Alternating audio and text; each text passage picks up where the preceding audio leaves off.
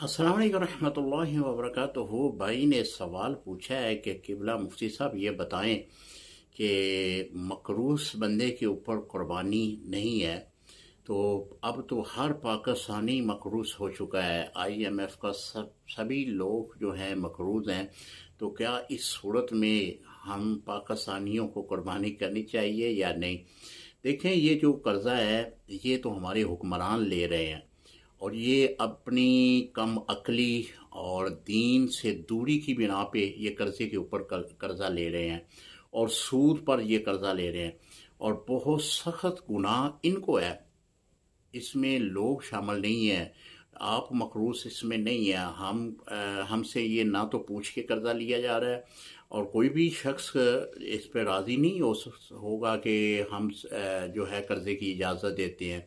बल्कि पाकिस्तानी तो हर कोई ये कहता है कि